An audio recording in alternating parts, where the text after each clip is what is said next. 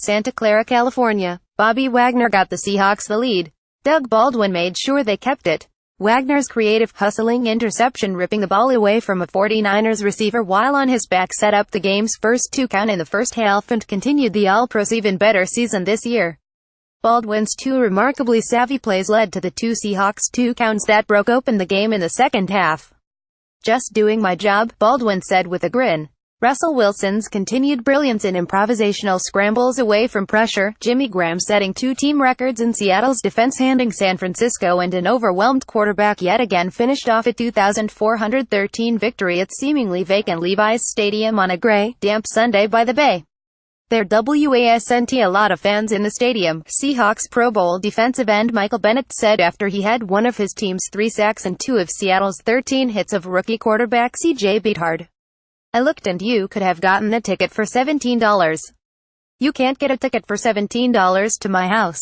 The Seahawks offense continued to look dreadful at the start. Yet, Seattle 74 stayed 1 game behind the Los Angeles Rams for the NFC West lead entering next Sunday night's home game against soaring Philadelphia 101. The Rams beat previous rampaging New Orleans 2,620 at home Sunday afternoon. LA plays at Seattle in 3 weeks. "Luckily, we've got a really good defense that keeps us in the game early," Baldwin said of this season's Seahawks habit.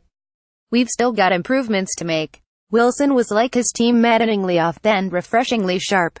He started 11 for 24 then completed 9 of his next 10 passes in the Seahawks' 9th consecutive win over their NFC West rivals, including the NFC Championship in January 2015 that seems like eons ago. The Seahawks defense pounded 49ers rookie quarterback C.J. Beathard all day and eventually out of the game. The Seahawks hit Beathard 13 times and sacked him thrice. Jimmy Garoppolo drew roars from the few remaining fans, with 107 left when Tom Brady's former New England backup made his San Francisco debut. That was after Beathard left injured, having completed 22 of 38 passes for 201 yards and Wagner's interception. Garoppolo threw for San Francisco's only 2 count on the game's final play, making the final score closer than the game was. "I'm glad they didn't put him in earlier," Bennett said. Graham's 2 count catch early in the fourth quarter was his 8th this season. All have come in the last 7 games, and all in the red zone. Who knew the 6'6" tight end was such a potent red zone threat? I want mention it was a slant on 2nd and goal from the 1, completed almost 3 years too late for Seattle. Graham had 8 TD catches in his first 2 Seahawks seasons combined.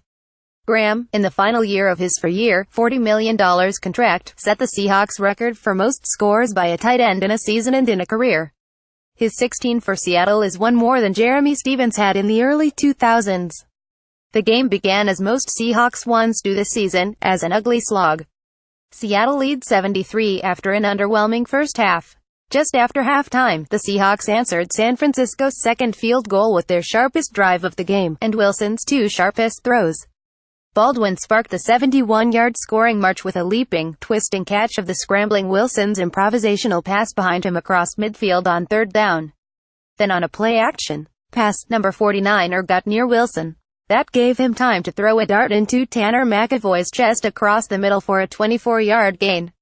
It was only the 3rd catch this season for the reserve wide receiver.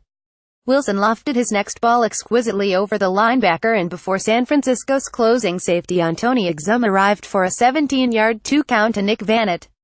The second-year tight end's first score of his career put the Seahawks up 146 midway through the 3rd quarter. After the Seahawks defense got a 3-and-out, Baldwin made another saving play on 3rd down. Wilson's pass to him in the end zone was arriving way underthrown. Baldwin then decided to bear hug 49ers cornerback Dante Johnson, who was inside Baldwin and nearer the ball. After the hug, Baldwin threw up his arms to lobby for a penalty against Johnson. He got it late from the back judge. Instead of a 38-yard field goal try by recently iffy Blair Walsh, Seattle had 1st and goal at the 1. In those situations when the ball is underthrown, you've only got a couple options. You either try to make a play on the ball and see what happens, or you put yourself in a situation where you can lend yourself to see if the refs will make a call. I couldn't get to the ball, so I figured I'd try to make a play in a way that we could get the penalty. I asked Baldwin if that's one of the warmer bear hugs he's made in a while. He laughed. "Yeah," he said, "it's been a long time. On the first play of the fourth quarter, Seattle sent wide receiver Tyler Lockett in motion, leaving the 6'6" Graham alone outside right. Wilson's pitch and Graham's catch on the 1-yard slant pass for an easy score for a 216 lead. The 49ers entered Sunday 29th in the 32-team NFL in points allowed, at 26 per game. Seattle scored 19 in the first 6 quarters against San Francisco this season, including its rally to a 129 win at CenturyLink Field in September. Early on, defensive tackle Sheldon Richardson dominated the line of scrimmage, continually wrecking 49ers offensive linemen and plays. Like they did 6 days earlier in the narrow home loss to Atlanta, the Seahawks again chose to mostly play 7-man coverages to help their battered secondary.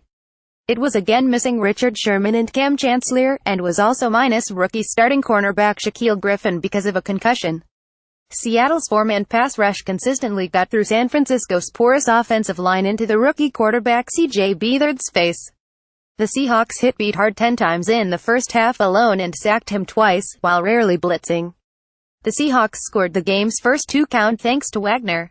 The all-pro middle linebacker made a typically starring play on Beathard's pass to 49ers wide receiver Trent Taylor in the second quarter. Taylor had the ball in his hands, but Wagner rolled on top of him and ripped the ball from Taylor before tumbling to the turf. That gave Seattle the ball at San Francisco's 16-yard line. J.D. McKissick took a pitch around left end for 14 yards before Wilson kept the ball around the same end on a readoption keeper for a 2-yard 2 count. San Francisco got a 29-yard pass to Taylor in soft zone coverage near the end of the half to set up a 38-yard field goal by Robbie Gould and set the halftime score at 73. Wilson was 8 for 19 for 80 yards and 2 dropped passes off the hands of Paul Richardson and Graham.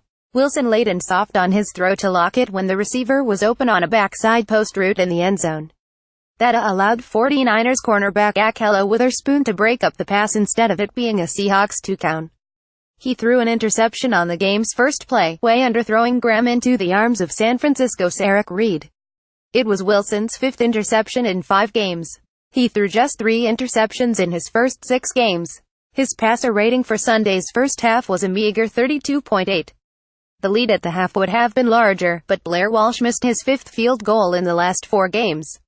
His 48-yard try at the end of the opening drive was a weird line drive that slid wide left of the upright. Walsh began his Seattle debut season 12 for 13 on field goals through 7 games. He was 17 for 23 after that miss.